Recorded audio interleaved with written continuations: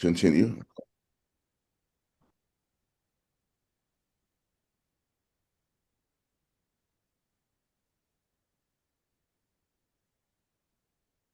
Okay. And here we are. This is Here Now with Steve Struggle in the United States of America, Imperial Center of the world, and myself, Dr. Abraham Weisfeld, here in Quebec for the moment.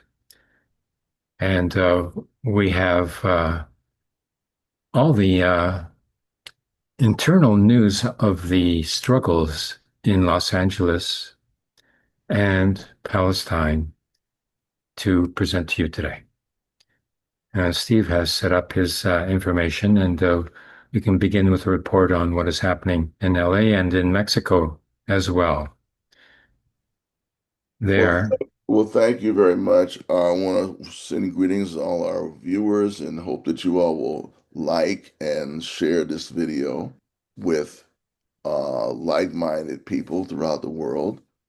Last time we spoke, there was a little lull in the raids that have been occurring um, in Southern California last week. There was a show of force, a military operation called Operation Excalibur, which occurred on Monday.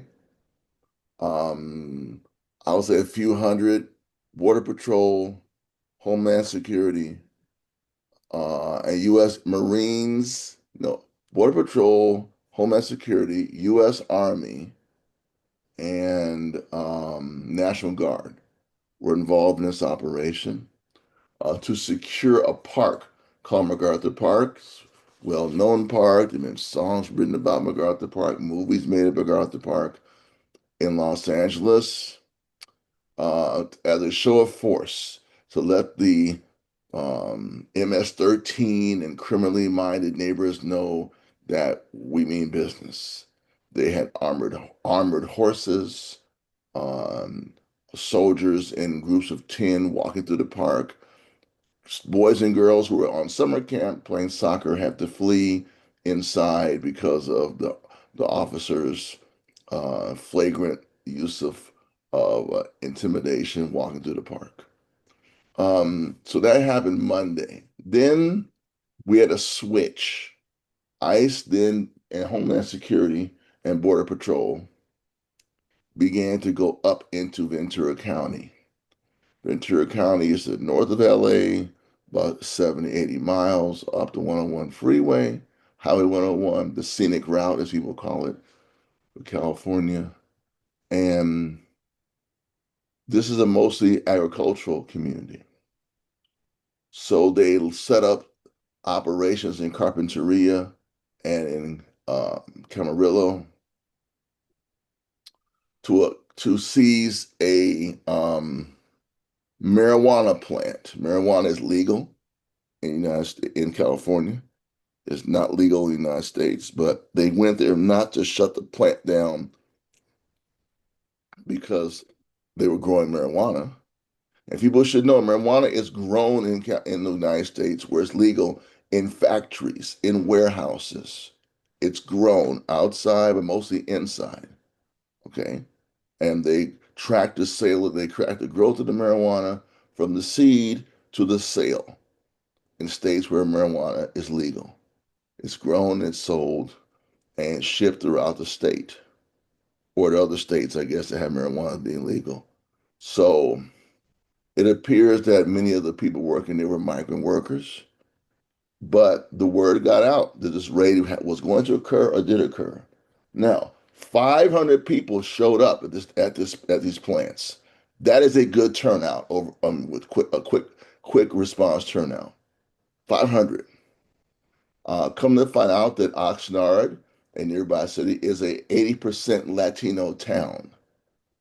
Okay. So ICE came in, raided the plants. A gentleman, show him his picture here now. Show his picture. Let's see here. His picture. This gentleman here. Let's see his name. His name. Oh, it's not showing up. Anyway, the gentleman was on the roof. Well, here's ICE at a recent place in LA. A gentleman was on the roof, fell off the roof because of the ICE raid, and now he's dead. He was on life support for 3 days. Took him off life support yesterday. Excuse my not having his picture here because I had set up earlier. But they've raised $50,000 for burial for his family on this online support program called GoFundMe. So he is now dead. That's the first death of a worker that we know of um, as a result of the ICE raids.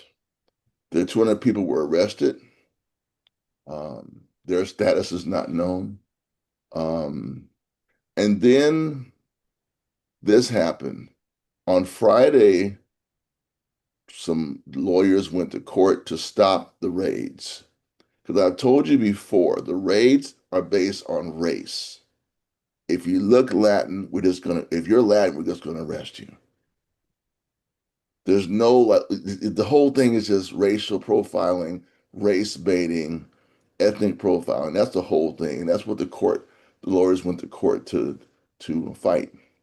And the court issued a temporary injunction, temporary stop on the raids.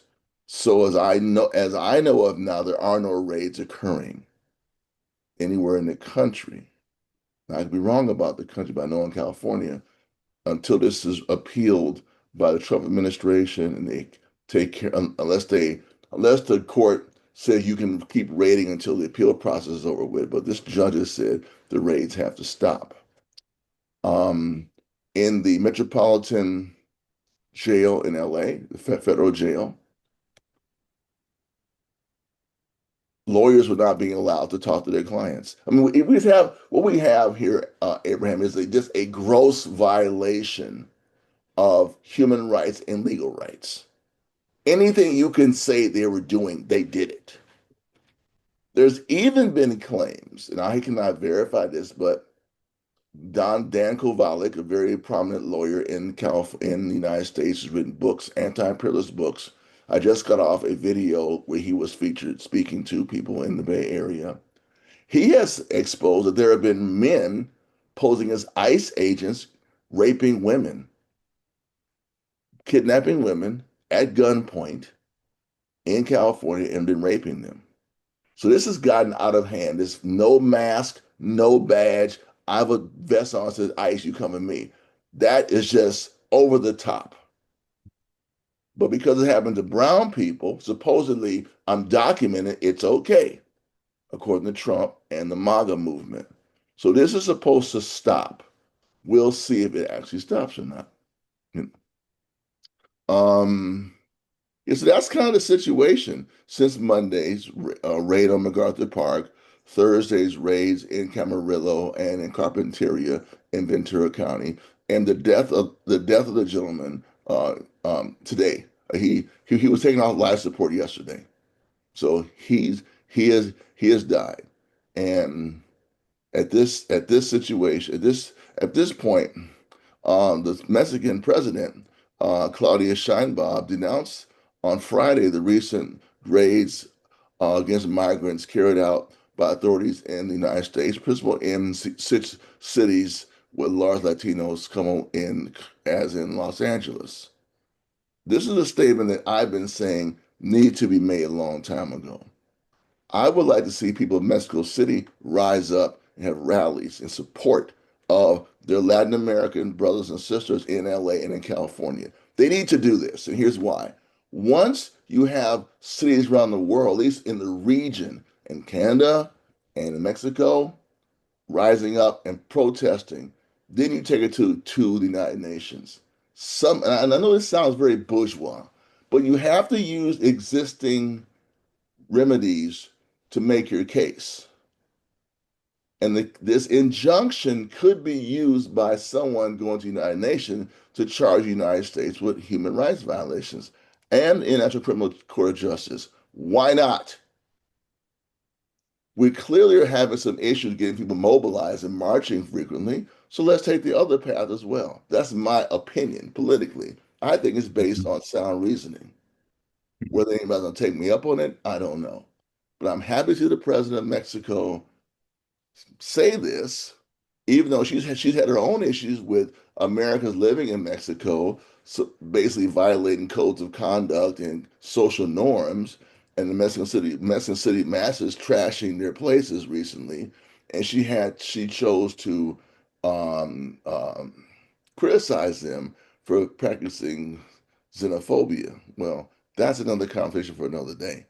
But that's the situation now. One dead, injunctions. And also, there was an article in the LA Times with Stephen Miller. And then I really need to get this article on the screen because Stephen Miller was saying these Mexicans have just raided our country, so war on our rights. We need to get rid of them. He's a white guy from Santa Monica, a small beach town in LA County, vicious chauvinist, vicious xenophobe, and he's one of the architects behind these raids. And LA Times featured him in an article on Tuesday, how he was just so happy about this going on, as is Donald Trump. So that's the situation right now.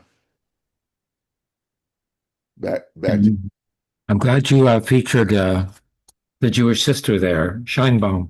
yes. Incredible job she's doing. She's even sent 80,000 Mexican soldiers to the border to stop Trump from pushing people over the line.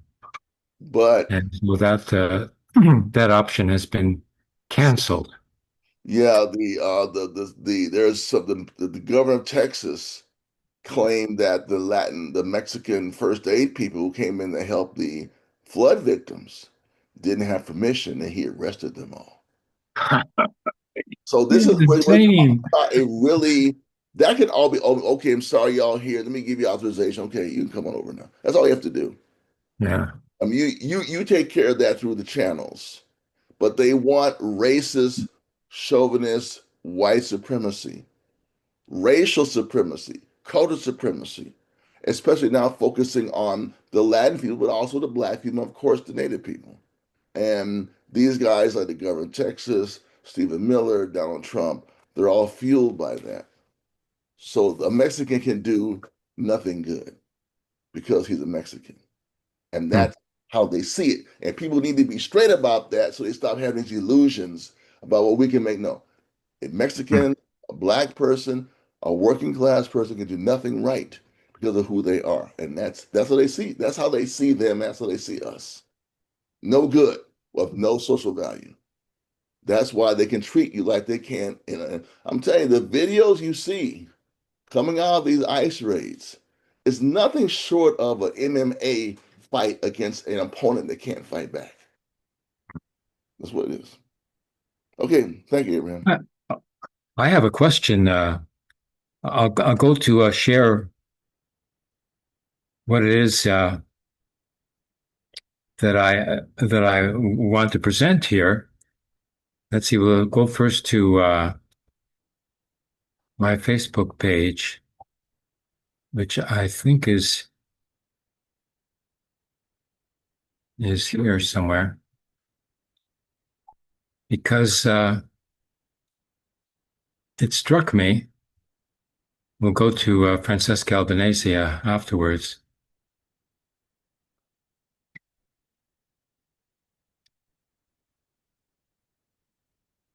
It, I don't know where that.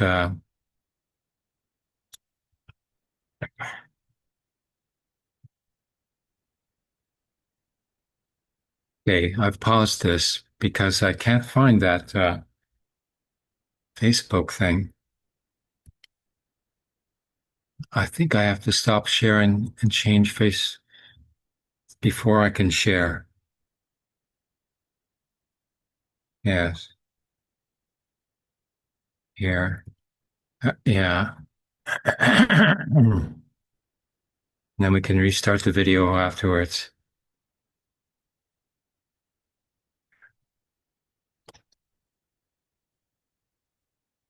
Hmm. Hmm.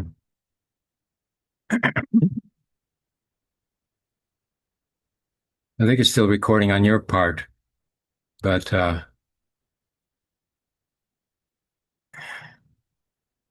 here it is.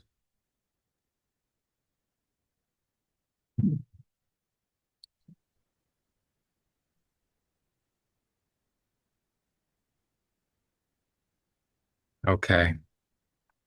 Now let's go back here. This is what I have found because I want to pose a question about this legality.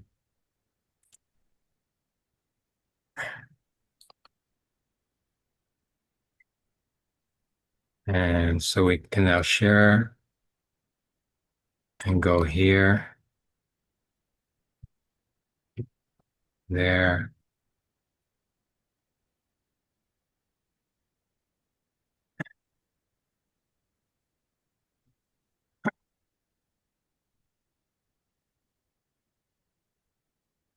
Okay, before going there now. Okay, now to restart the recording here.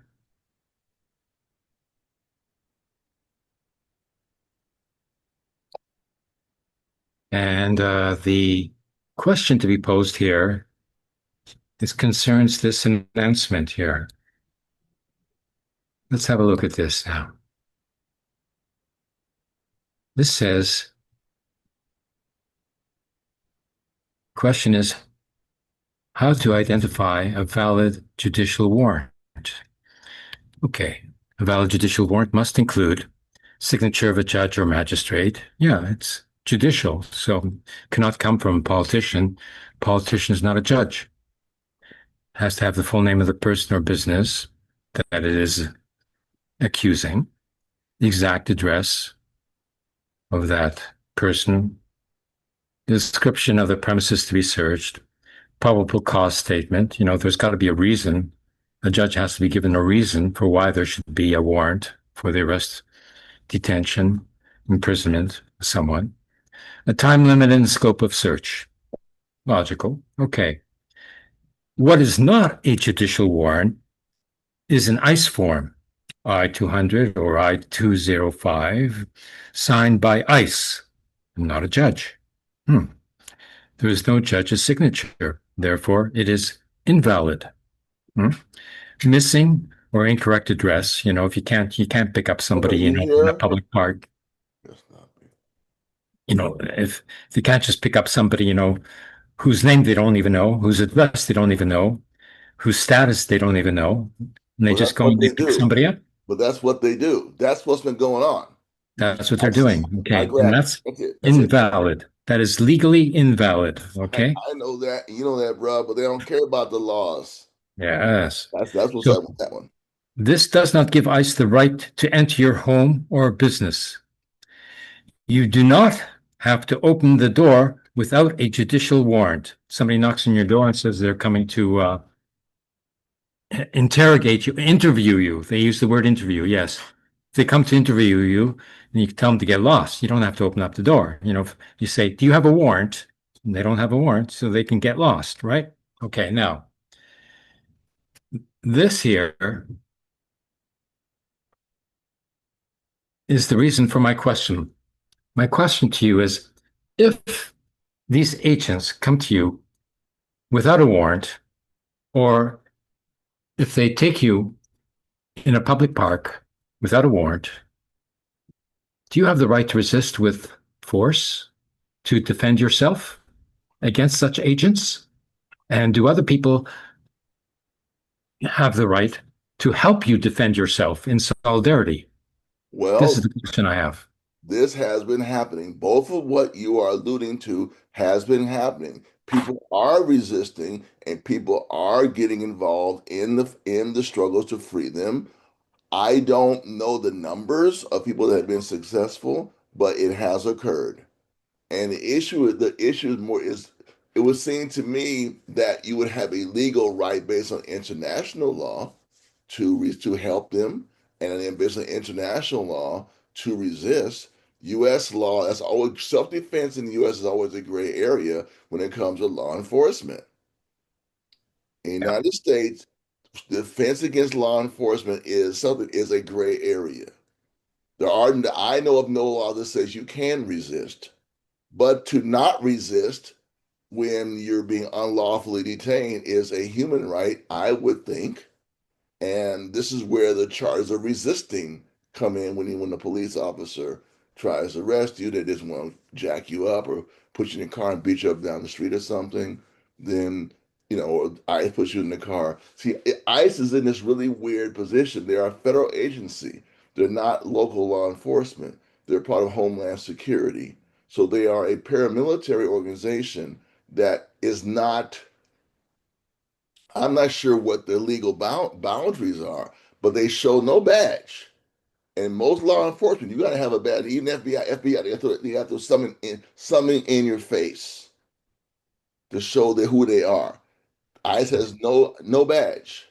Yeah, They show exactly. nothing. So Yeah, they're nothing. I mean, they're nothing really more than a bunch of gangsters who have a federal jacket on, and I must come to kick your butt and come with me.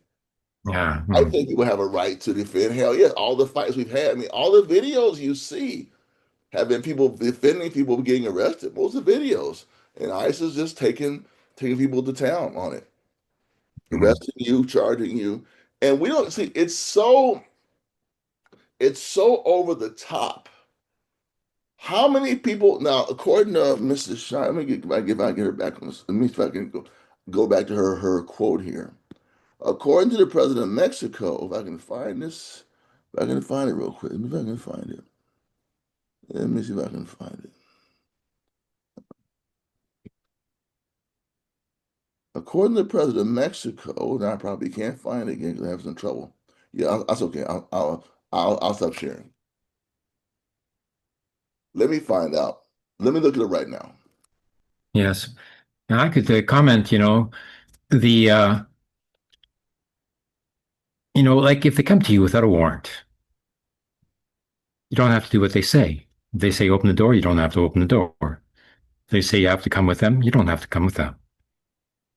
And if they try to do so, if they try to take you by force, then you have a right to resist with force. And they have no right to claim that you're obstructing the work of a police officer because the police officer is not operating under a judicial authority. Cop is just a cop, has to obey the judiciary. If they don't, then they are violating the law. And therefore, they are the ones who can be arrested. In fact, if they try to use force against ones, you can resist with all necessary force, not excessive, just necessary force, together with friends. And if they persist, they can be arrested and detained and turned over to a judicial authority for prosecution, turned over to either a police authority or to a judge for detention. The judge can order the detention of that person pending prosecution because there's a number of witnesses that said that this person claiming to be a cop without any sort of judicial authority is using the force that they have against the public. Well, that person and those cops can be detained. They're trying to detain us and we can detain them.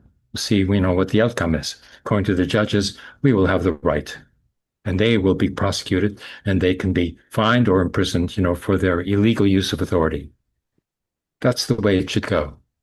This is natural law and international law and even, US state law, but they ignore it and they can be prosecuted as a result of their ignoring of legal authority.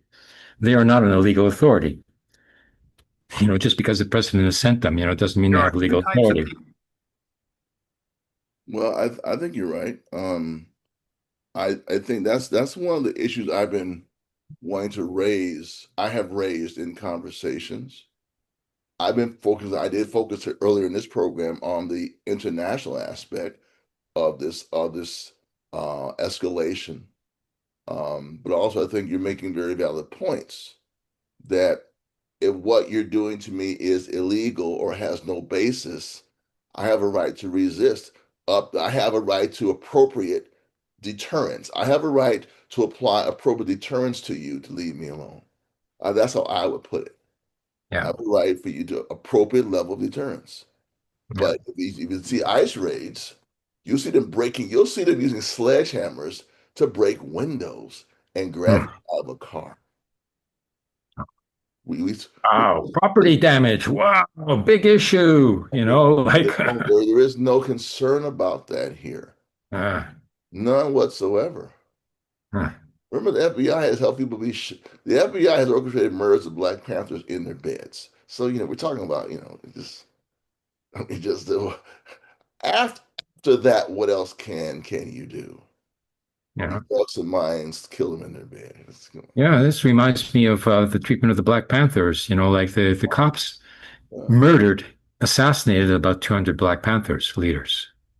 but Of what course, with their campaign, counterplo campaign, Elpro? So, without legal authority. oh yeah, so this is what's happening. This is the challenge we have now.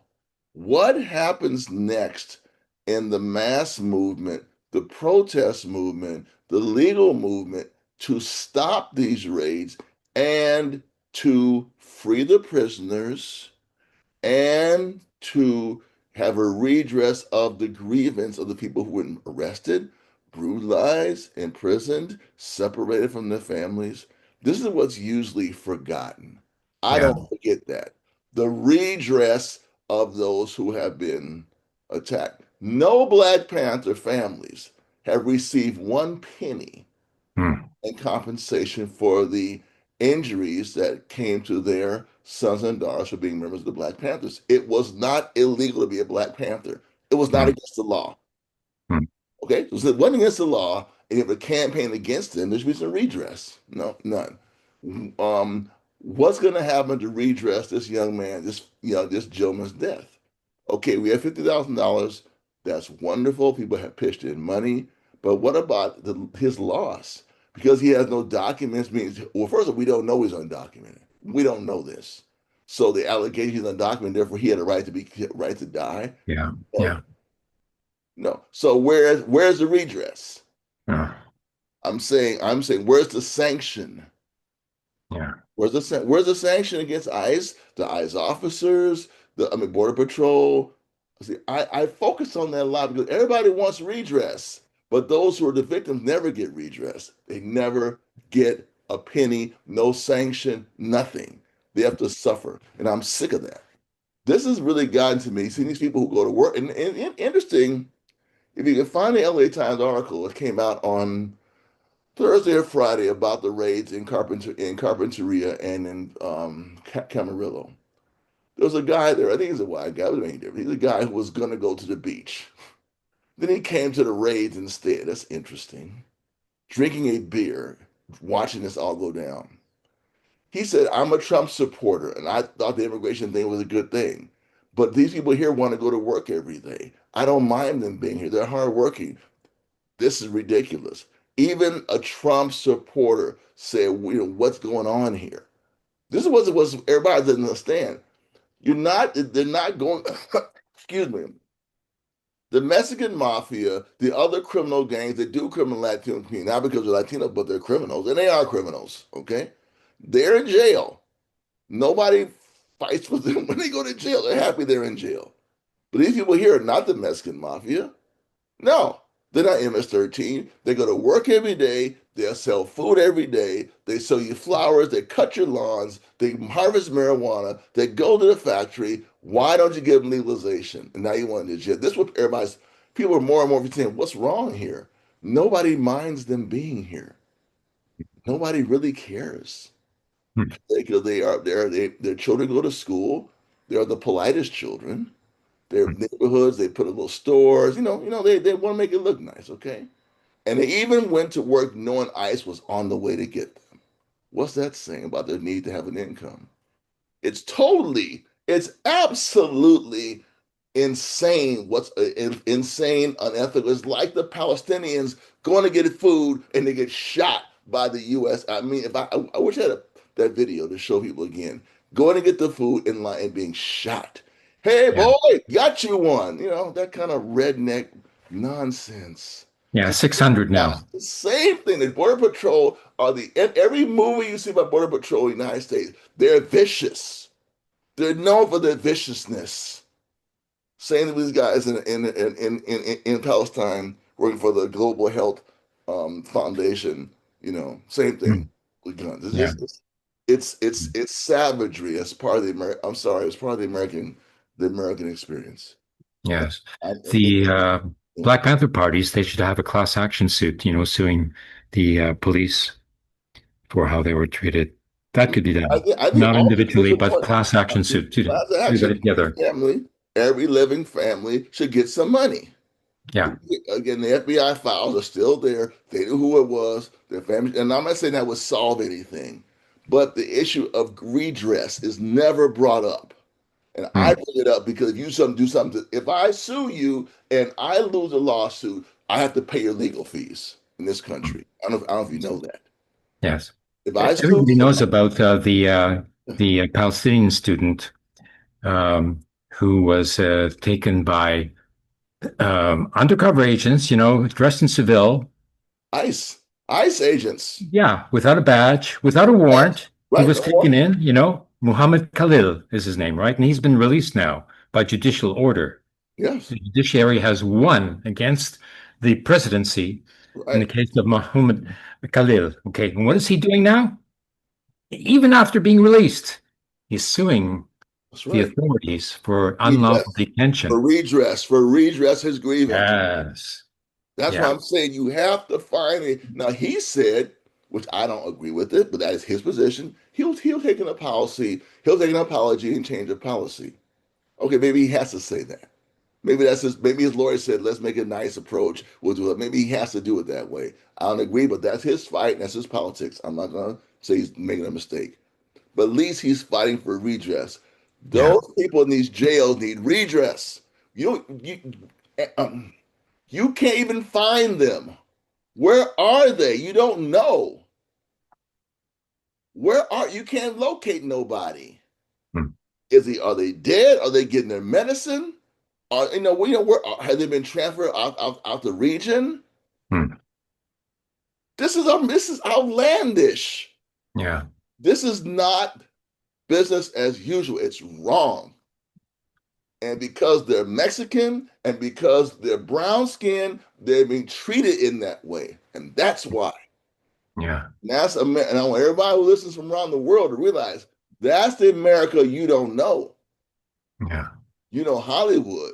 You know Statue of Liberty. You know some of the nonsense about Abraham Lincoln and George Washington. No, that's all based on genocide of Native people, enslaving the black people, forced labor, and then deportation of Latin people, and then Mexican, and then Asian people, Chinese people.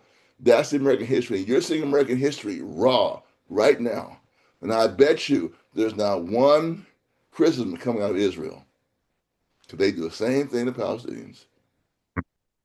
Right, right, right. It's the same thing. Come on. Yeah. So I'm happy that and also I'm gonna tell you something else too. I want everybody to listen to this.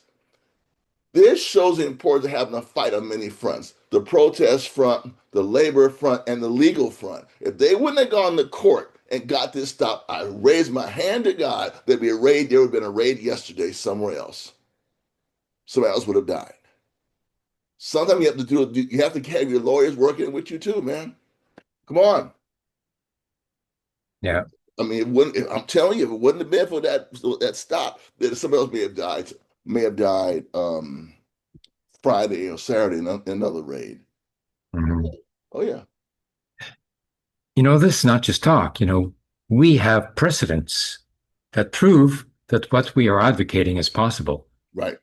In my own case here in Montreal, in 2015, we had a number of demonstrations against police brutality because the police thought that they can just arrest anybody who didn't have a permit, to demonstrate. And where do you get a permit? From the police. So the police were assuming that they could sort of, take control of public spaces and the legal apparatus to declare who is illegal and who is legally demonstrating. Whereas, according to our constitution here, we have a constitution, Charter of Rights and Liberties, for Quebec, And there's another one, a copy, a Charter of Rights and Freedoms, for Canada. And so we can cite both of them, these charters, which have constitutional value. And we sued the police as a collective action because, they surrounded us, 300 of us, when we were demonstrating, and they arrested every single one of us, processed, through their forms. They even asked us to promise, that we wouldn't return, to the demonstration, So I refused to sign that promise, that condition of release. Nonetheless, they couldn't do anything. We go to court, we were acquitted, and then we sued them, and we won $3 million, Canadian dollars, but nonetheless, $3 million. I personally got $2,118.63. I'll always remember that. We won against cops. And now we don't need a permit to demonstrate. All the Palestinian demonstrations here, that happen every Saturday and Sunday, no permit necessary because we don't need to have the agreement of the political authorities or the police authorities to have a demonstration. If we have their agreement, then what's the point of demonstrating, because they're supposed to be in agreement with us and we're supposed to be in agreement with them. It's completely illogical. So we won. And now we have the right to demonstrate when and where we want for the purposes that we set for ourselves. Mm-hmm. And so, that's what we do. And now, we have the support of the majority of the people in Quebec here, in favor of Palestinian solidarity, because they can see us demonstrating peacefully for the rights of the Palestinian people against a fascist authority that calls itself, the Jewish state, when in fact it isn't. More than 55% of the Jewish people don't even live there or vote there. And they claim to be representing us, at the United Nations, like gets up and says that he's speaking on behalf of the Jewish people. No way, no how, And now people are coming to realize this as well, including the majority of the young Jewish Americans who are now in solidarity with the Palestinians. We just have to sort of, win over the rest, and then the Zionist, parties will collapse here in the international arena, the diaspora. And then we just have the problem of the fascist educated, Jewish Israeli public, which have to be taught a lesson. And they are. And this will be turned around against all of these fascist forces. So I also have a video to show you all about the UN Special Rapporteur, the special representative,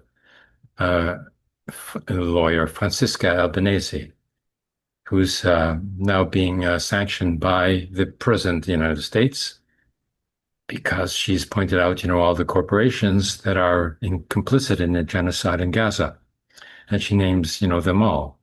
So now she's being sanctioned by the presidency, because she's being effective and she's being direct. And in the name of the United Nations, accusing the corporate authorities of complicity in the propagation of genocide in Gaza. And why? Money. That's at the basis of it all. This capitalist system wants to get control over what? Palestinian people? No, they couldn't care less about the Palestinian people. For what? To defeat Hamas? No, they're not even engaging with Hamas. They can't even find Hamas. They're just in there and fighting, the Palestinian people. They're not fighting Hamas, as they claim. Why?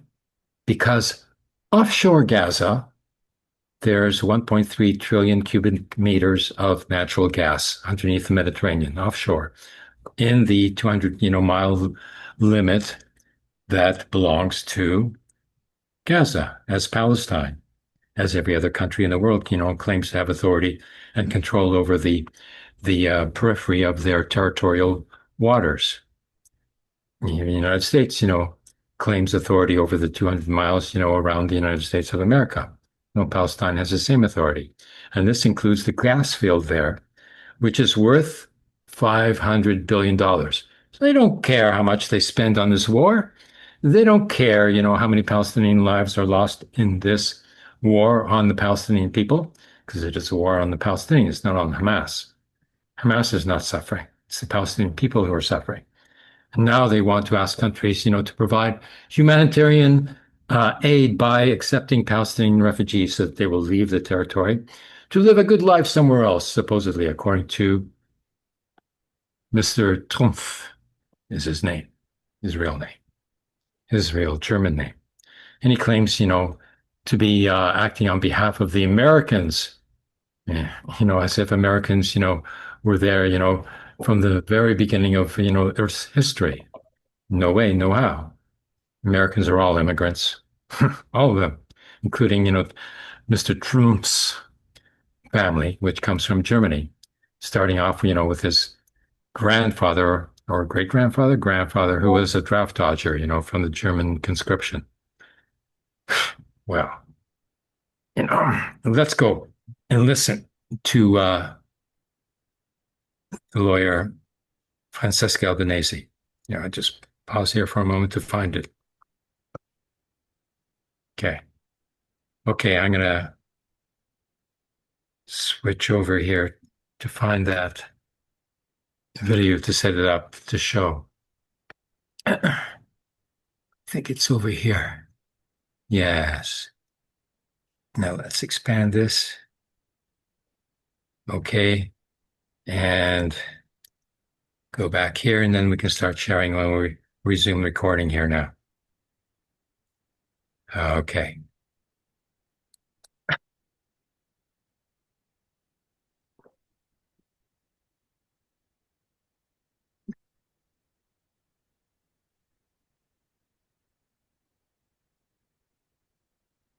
Okay. Here we go.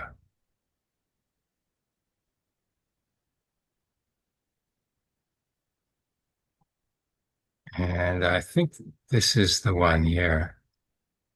Must be. Yes, it is. Yes. And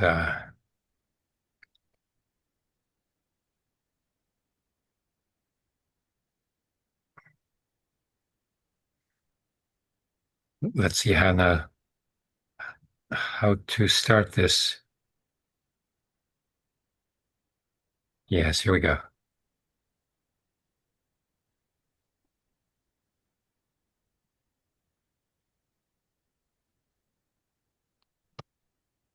Israel will no longer be tolerated, Rubio wrote. Amnesty International blasted the sanctions as a, quote, shameless and transparent attack on the fundamental principles of international justice. Francesca Albanese will join us in a minute. The sanctions were filed after she gave a presentation last week to the United Nations Human Rights Council in Geneva and called on states to impose an arms embargo and cut off trade and financial ties with Israel, which she alleged was, quote, responsible for one of the cruelest genocides in modern history. If the genocide has not stopped, it's not just because there has always been an economy of the occupation. It's because the economy of the occupation has turned into an economy of genocide. And so there have been people and organizations that have profited from the violence, the killing, the maiming, the destruction in Gaza and in other parts of the occupied Palestinian territory, because it's not that the Palestinians in the West Bank and East Jerusalem are having the happiest time of their life as we speak. In the past 20 months, while the Israeli army, and accompanied by settlers, was devastating Palestinian lives and landscapes, the Tel Aviv Stock Exchange soared by 213%, amassing over 220 billion in market gains, including $76.8 billion in the past month alone. So clearly, for some, genocide is profitable. For more, we're joined by Francesca Albanese herself, the UN Special Rapporteur on the occupied Palestinian territory. Her landmark report is headlined From Economy of Occupation to Economy of Genocide. Francesca, we last spoke to you in our New York City studio. You're now in the capital of Slovenia. You've just held a news conference. This news has just come out in the last day that the U.S. is going to sanction you, the UN Special Rapporteur on the occupied Palestinian territory. Trump has already sanctioned top international criminal court officials, like the ICC chief prosecutor Karim Khan. The ICC has come out with an arrest warrant for both Israeli Prime Minister Netanyahu and the former Israeli Defense Minister. Can you respond to the sanctions against you and what they mean? Hi, Amy. Hi, Narmin. Thank you for for having me with you. Would I respond? It seems that this administration is quite allergic to justice, isn't it? I woke up this morning, I could take my shower, I could talk to my kids, I could meet the wonderful people of Slovenia, institutions and ordinary citizens alike without the sound of drones. Yes, I skipped breakfast, but I chose it. I was not starving. I'm not starving. And this is the situation of the people of Gaza. This is what we need to talk about, because what the US is doing, people can make their own assessment of it, is distracting us, is trying to distract us from where our focus should be. What's happening to the Palestinians in what remains, the little that remains of their tormented land, the Gaza Strip, the West Bank, and East Jerusalem. And could you talk, Francesca, about the fact that this announcement came on while Netanyahu is in Washington, D.C., in fact, his third visit to the United States since Trump came into office in January? Yeah, in fact, I should correct it. It's not that this administration is allergic to justice, it's attracted to injustice more than justice. Because the ICC wanted for war crimes and crimes against humanity, Benjamin Netanyahu doesn't belong to Washington, D.C. He belongs to The Hague or anywhere else where he can be prosecuted as the ICC has requested. Look, I'm I know the United States is not a member to the Rome Statute, has imposed the sanctions on the ICC, and technically the argument to impose the sanctions against me is that I cooperate with the ICC. Surely so, like anyone who wants justice. The ICC is based on the Rome Statute, and I'm a proud Italian, happy that it was my country and the capital of my country to give the name to the statute of the International Criminal Law Court. That is, this is also the legacy of World War II and the Holocaust. Universal justice starts with that. So look at the paradox. But again, I'm more horrified that my own country, Italy and Greece and France, 3 member states of the Rome Statute, allowed ICC wanted for war crimes and crimes against humanity Benjamin Netanyahu to fly with his airplane toward Washington, D.C. over their souls, because this is unacceptable. They should have not given such a concession. He must be arrested. So, Francesca, let's go to your report, the UN report, From Economy of Occupation to Economy of Genocide. When we had you on last year in October, you were working on a report. The report had just come out on genocide as colonial erasure. You've also issued another report, Anatomy of a Genocide. So explain why and when you moved your focus to the economic beneficiaries of what's been happening in Gaza. Yeah, look, I decided to investigate the private sector in February 2023 when I went to Norway, and for the first time I saw what many had already been investigating and denouncing. The BDS movement, Don't Buy Into the Occupation, Profundo, Somo, Who Profits, and the fact that there were people making business in the system, within the system of the military occupation that Israel was maintaining over the occupied Palestinian territory. Now, it really, as someone has said, only a lawyer can take ages to realize the political economics of the occupation. But however, 2 years later, I was into the investigation of all the companies that I had started to collect information about 2 years later, because in the middle there was a genocide. I needed to make sense of the military assault that since October October 2023, Israel had launched against the Gaza Strip, while also accelerating the annexation and the ethnic cleansing in the occupied West Bank and East Jerusalem. And as I collected together with my team and all the actors that contributed, the lawyers, investigative journalists, and others who contributed to the acquisition of information that I verified, to the setup of a database of 1,000 entities, of which I just collected those eminent cases that help illustrate the system. So, Amy, my report is not to be read as a duplicate of the database that the UN have set up years ago and is updating. It's illustrative of a system, an economy of occupation. Israel would have not been able to maintain the military occupation without the support, the means, the weapons, the machinery, the technology, the legitimacy that has come, including from the pension funds, including the Norwegian pension funds, the legitimacy of the universities, and so on and so forth. I want to go to last month, Norway's largest pension fund, what you're referring to, known as KLP, announced it would no longer invest in two companies that sell equipment to the Israeli military. The pension fund managing the savings of about 900,000 Norwegian municipal workers. Democracy Now! Spoke to Kiran Aziz, head of responsible investments at KLP, about how they came to the decision. KLP, as Norway's largest pension company, has decided to exclude companies Oshkosh Corporation and Tyson Group due to their sales of weapons to the Israeli military. KLP learned from a report conducted by the UN High Commissioner on Human Rights that several companies were supplying weapons or equipment to the Israeli Defense Force, and these weapons are being used in Gaza.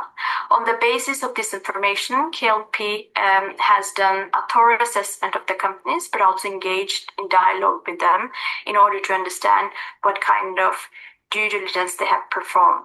And like in all other situations, companies have an independent duty to exercise due diligence in order to avoid complicity. But based on our assessment, these companies have failed to demonstrate any due diligence at all. And these companies are also having a long-standing collaboration with the IDF, and weapons delivered have continued after the outbreak of the war in Gaza. Exclusion is an important tool for us to reduce KLP's association with unacceptable conditions that are ongoing or likely to occur in the future.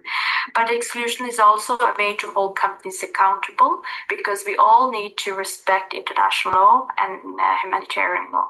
So that was Kiran Aziz, head of responsible investments at KLP.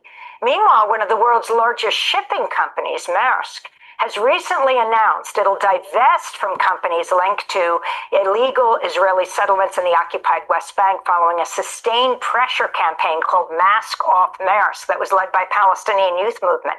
This is Nadia Tanous, international coordinator of the campaign. This is a huge win for the movement. Maersk is the Danish logistics giant. They're one of the largest companies on the planet, and they are the first logistics company ever to cease transportation of settlement goods, all settlement products, into the Israeli settlements and out of the Israeli settlements. I think that this is a large step, a first step to isolating the Israeli settlements from the global economy, which decreases their ability to terrorize the Palestinian people, to annex more land, and to continue to break international law. We also were able to ascertain this win not because we demanded divestment from the settlements, but because we lifted the political ceiling and we demanded a people's arms embargo. Maersk is still complicit in the transshipment of arms and weapons components of military cargo to the Israeli Ministry of Defense. They're endemic to the supply chain of the F-35 bomber, which is one of the most expensive and deadliest weapons on the market. And that's why Maersk, this news came the same week as the Francesca Albanese report, which details at length multiple corporations that are complicit in the genocide of the Palestinian people and profiting off of that genocide. Maersk is one of them.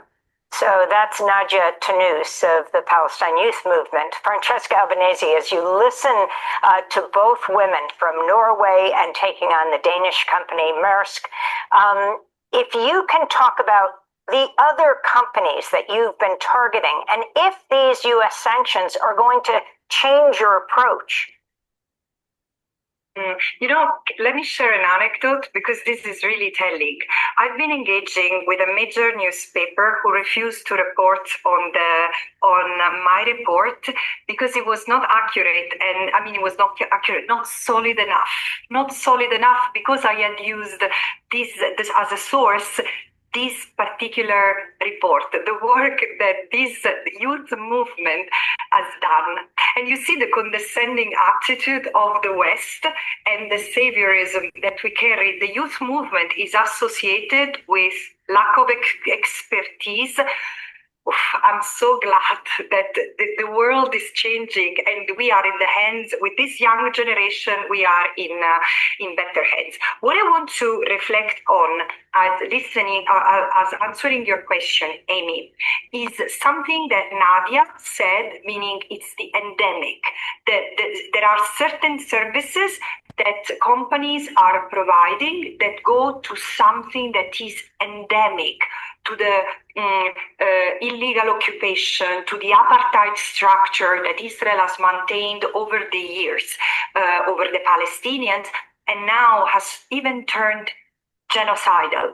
And it's the fact that when people have concentrated their attention without any result on settlements are clearly at the heart of the problem, but they're entrenched in the Israeli system. The universities have been legitimizing and giving even means. They've been transferring funds and endowments to the Israeli occupation and very ideology of erasure of the Palestinian people. This is why I say there is no neutral sector when it comes to Israel as the state, which has maintained for 57 years an unlawful occupation. And when you look at the water sector, the electricity, for example, there is one grid, there is one way of extracting and exploiting Palestinian resources and then depriving the Palestinians of them. This is why today I do not call for sanctions on individuals and on companies producing in the settlements. This is the past century. This is the old Bible. This is what we have to do today, is to act like intelligent people and realize that if Israel is accused in different international proceedings of war crimes, crimes against humanity, and even genocide, it's Israel as a state which is to face the consequences, including sanctions and cutting economic ties with Israel as a state. So, Francesca Albanese, we just have 30 seconds, but if you could talk about, and then we'll continue with you after the program for a taped show. If you could say to what extent you were inspired by the divestment campaign against apartheid South Africa. You spoke about that at the UN. Certainly I was, of course, but not much. I was more inspired. Not that I was not inspired. It's just that what led me was the need to understand the occupation and the apartheid. And then the campaign made sense to me against apartheid South Africa and against apartheid Israel. Takes time to a lawyer. Thanks for watching Democracy Now! On YouTube. Subscribe to the channel and turn on notifications to make sure you never miss a video. And for more of our audience-supported journalism, go to democracynow.org, where you can download our news app, sign up for our newsletter, subscribe to the daily podcast, and so much more. There. That's what I wanted to bring to your attention. You see there, the revolutionary movement, international revolutionary movement, is now taking control and the initiative of the judicial apparatus that is available internationally and domestically, because we have the legal right to defend ourselves, and now we're doing so, and effectively. So this lawyer, Francesca Albanese, is now nominated for the Nobel Peace Prize. She's in competition, with Mr. Trump. Well, Yeah. that certainly shows the contrast of who is considered a world leader. One, a mass murderer, one Yeah. racist and a bigot, one a demagogue, and one a legal freedom fighter. It shows the contrast of what's in the world today. It's a very actually I will let's be surprised who gets this award if those are the only two nominees. Yeah.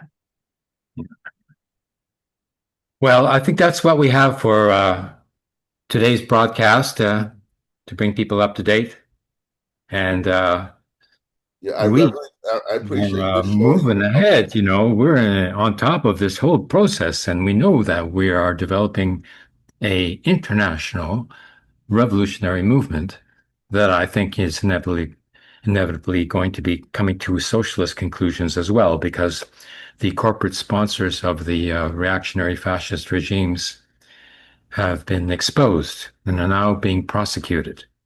And so we now have the legal basis and the theoretical basis for the term in French is débarrasser. I don't know, how to translate it into English. Like in French, it's so much more powerful to divest, to escape from the corporate domination that is seeking to control the world political events.